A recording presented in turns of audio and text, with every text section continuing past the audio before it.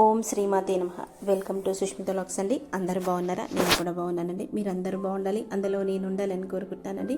కార్తీక మాసంలో మనము ఎన్నో పూజలు చేసుకుంటాం. అలాగే ఈ కార్తీక మాసంలో కోటి సోమవారాల వ్రతం గురించి కూడా తెలియజేస్తున్నానండి. ఈ వీడియోలోనైతే నా వీడియోకి అయితే ఒక సపోర్ట్ ఇవ్వండి. ప్రతి ఒక్కరు కూడా ఎక్కడ స్కిప్ చేయకుండా ఉపవాసం ఎలా ఉండాలి, అసలు కోటి సోమవారాల వ్రతం అంటే ఏంటి, ఏ విధానం చేయాలి అని కూడా మనం తెలుసుకుందామండి. ఏ సమయంలో పూజ చేసుకుంటే కూడా మంచిదో నేను తప్పకుండా వివరిస్తానండి. ముహూర్తం వచ్చేసి మనకి రేపే ఉంది కోటి సోమవారాల వ్రతము. అంటే శనివారం కోటి సోమవారాల వ్రతం అంటే ఏంటి అని అనుకుంటారు చాలామంది. కానీ శ్రవణ నక్షత్రం వచ్చేదే కోటి ఎప్పుడైతే శ్రవణ నక్షత్రం వస్తుందో ఆ నక్షత్రంలో కలిసి వచ్చే రోజునే కోటి సోమవారం అని చెప్తారండి. మనకి రేపు వచ్చింది ఈ 2024లో, అది కూడా శనివారం వచ్చేసిందండి. కార్తీక మాసం శ్రవణ నక్షత్రము నవంబర్ 8 నుంచి, అలాగే ఉదయం 9:18 ప్రారంభమయ్యి నవంబర్ 9 అంటే శనివారం ఉదయం 8:42 అయితే ముగిస్తుందండి. ఈ లోపైతే మనం పూజ చేసుకోవాలి. పూజ అంటే సూర్యోదయానికి పూజ చేసుకొని మరలా సాయంత్రం కూడా పూజ చేసుకోవాలండి. మనం ఏదన్నా పూజ అలాగ పీట కానీ ఏర్పాటు చేసుకోవాలి. ఇట్లా వెంకటేశ్వర స్వామిది అయినా సరే, శివకేశవులు ఇద్దరిది ఏర్పాటు చేసుకున్నా కానీ పర్వాలేదండి. నేనైతే ఇద్దరిది ఏర్పాటైతే చేసుకుంటున్నాను. నువ్వుల నూనెతో దీపారాధన చేసుకోవాలండి. ఏదైనా సరే మనము నెయ్యి అయినా సరే, నువ్వుల నూనె అయినా సరే వాడుకోవాలి. వంట నూనె మాత్రం అస్సలు వాడొద్దండి. ఈ ఉపవాసాల నియమాలు ఏంటో కూడా మనం తెలుసుకుందామండి. కోటి సోమవార పూజ విధానం ఏంటంటే, మనము ఆ రోజు శివకేశవులను ఇద్దరిని పూజించాలని చెప్తున్నాను కదా. కార్తీక మాసంలో శివారాధన విశేషంగా చేస్తుంటారు. ముఖ్యంగా ఈ మాసంలో సోమవారాలకు ఎంతో విశిష్టత ఉంది. ఇక కార్తీక మాసంలో మాత్రమే వచ్చే కోటి సోమవారాల గురించి తెలుసుకుందామండి. అసలు కోటి సోమవారాల వ్రతం అంటే ఏమిటి చాలామంది అడుగుతున్నారండి. కోటి సోమవారాల వ్రతం ఎలా ఏర్పడుతుంది, సోమవారం వ్రతాన్ని ఎలా చేయాలి అని కూడా కథలో మనం తెలుసుకుందాము. కోటి సోమవారాల విశిష్టత ఏందో తెలుసుకుందామండి. కార్తీక మాసంలో ప్రత్యేకంగా వచ్చే కోటి సోమవారం రోజు చేసే స్నానం, దానం, ఉపవాసాలకు కోటి రెట్లు ఫలాన్ని ఉంటుందండి, మనకైతే అందజేస్తుంది. కోటి సోమవారాల వ్రతం అంటే వ్యాస మహర్షి పురాణంలో చెప్పాడండి. మాసంలో సోమవారం రోజున సప్తమి తిథి శ్రవణ నక్షత్రం కలిసి వస్తే ఆ రోజు కోటి సోమవారం వ్రతం అంటారు. కార్తీక మాసం శివకేశవులను ఇద్దరిని పూజించాలి. అందులోనూ కోటి సోమవారం అంటే ఆధ్యాత్మికంగా పరంగా ఆ రోజును ఎంతో పవిత్రంగా భావిస్తారు. అయితే ఈ కోటి సోమవారం అనేది సోమవారం రోజే రావాలన్న నియమాలేంటి లేదండి. అరుదుగా కోటి సోమవారం, కార్తీక సోమవారం కలిసి వస్తే ఆ రోజు మరింత విశేషం అయితే ఉంటుంది. కానీ ఇప్పుడు మనకి శనివారం అయితే వచ్చింది. కోటి సోమవారం వ్రతము శ్రవణ నక్షత్రం ఉంటే కోటి సోమవారాల వ్రతం అయితే అంటారండి. కోటి సోమవారం పూజా విధానం అయితే నదీ స్నానము, శివకేశవులకు ప్రీతికరమైన కోటి సోమవారం రోజు హరిహరాధనను పూజించాలండి శాస్త్రం చెప్తుంది. ఈ రోజు సూర్యోదయాన్ని నిద్రలేచి శుచి అయిన నదీ స్నానము చేయడం అత్యున్నత చాలా మంచిది. ఎందుకంటే కార్తీక మాసంలో శ్రీ మహావిష్ణువు నదులు, చెరువుల్లో, బాయిల్లో కూడా కొలువై ఉంటాడంట. అందుకే ఈ మాసంలో నదీ స్నానం ఎంతో మంచిది. ఉపవాసం సాధారణంగా కార్తీక మాసంలో సోమవారాలు, ఏకాదశి, కార్తీక పౌర్ణమి వంటి విశిష్టత తిథుల్లో భక్తులు మనం అందరం ఉంటాము కదా. అలాగే ఒక్క కోటి సోమవారం రోజు చేసే ఉపవాసం కోటి కార్తీక సోమవారాలు ఉపవాసాలతో సమానమంట పురాణాలు చెప్తున్నాయండి. అందుకే ఈ రోజు ఉదయం నుంచి సాయంత్రం వరకు ఎలాంటి ఆహారం తీసుకోకుండా రాత్రి నక్షత్రం దర్శనం అనంతరం భోజనం చేసి ఉపవాసాన్ని విరమించాలండి.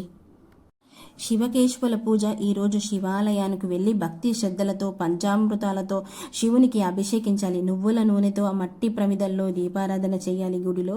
అనంతరము బిల్వదళాలతో తుమ్మి పూలతో శివునికి అర్చించాలి. కొబ్బరికాయ, అరటి పండ్లు సమర్పించి సాయంకాలం సాదావిధంగా స్నానం సంధ్యాలు మళ్ళీ స్నానం చేసుకొని స్నానం అనంతరం పూర్తి చేసుకొని శ్రీ విష్ణు ఆలయానికి కానీ శివాలయానికి కానీ వెళ్ళి ఆవు నూనెతోనైనా సరే, లేకపోతే నువ్వుల నూనెతోనైనా సరే దీపాన్ని అయితే వెలిగించాలి. అలాగే మన తులసి కోట దగ్గర కూడా దీపాన్ని అయితే వెలిగించాలండి. ఈరోజు కోటి సోమవారం రోజు సాలగ్రామానికి కూడా పూజ చేస్తారండి. వనభోజనాలు అయితే ఈ కార్తీక మాసంలో చాలా మంచిది. అలాగే రేపు సత్యనారాయణ స్వామి వ్రతం కూడా కోటి సోమవారం రోజైతే చేసుకుంటారు. అలా ఆచరిస్తే అఖండ ఐశ్వర్యం సొంతం అవుతుందంట. పురాణాల్లో మనం ఇది తెలుస్తుందండి.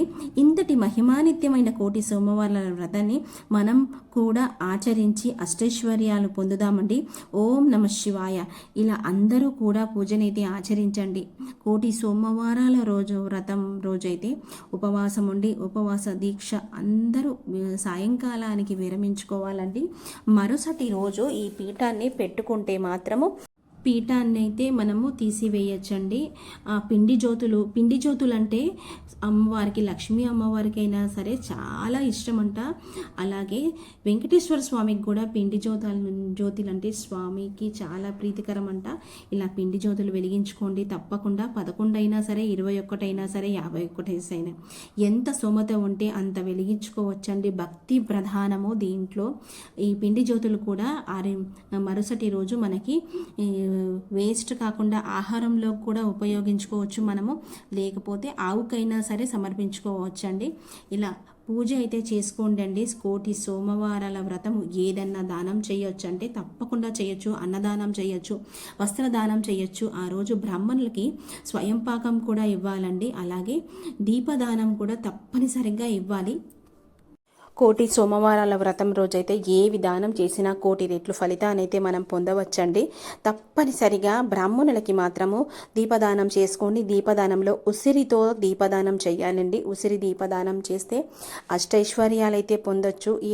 ఏ సమస్యలున్నా కానీ, అంటే శని దోషాలున్నా, రాహుకేతు దోషాలున్నా కానీ అన్నీ విముక్తి చెందుతాయంట. మనం 5:30 నుంచి సాయంత్రం 7 గంటల లోపు అయితే దీపదానం అయితే చేసుకోవాలి బ్రాహ్మణులకి.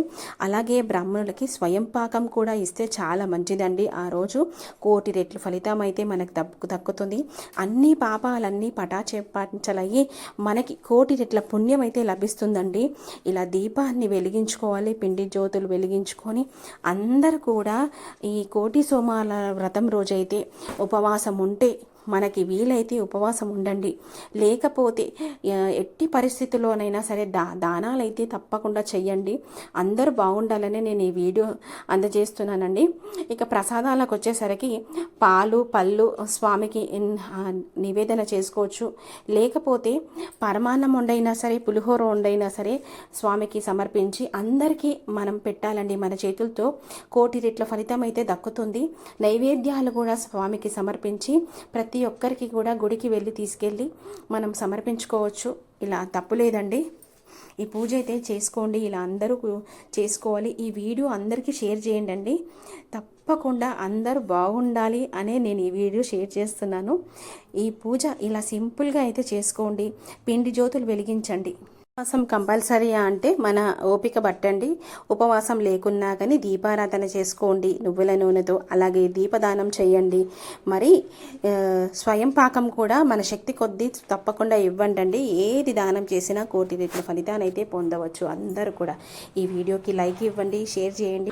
కృష్ణ నిత్య జగన్మోహ కృష్ణ బాలగోపాల కృష్ణ భవ్యమంగళం వేణునాదాలోన కృష్ణ వేదాంత వేద కృష్ణ భాను సంకాశ కృష్ణ పాహి మంగళం భక్తజనాధార కృష్ణ పరమధయ రూప కృష్ణ ముక్తి సదాంత కృష్ణ మూర్తి మంగళం. ఇలా మంగళహారతి అయితే ఇచ్చుకోవాలి.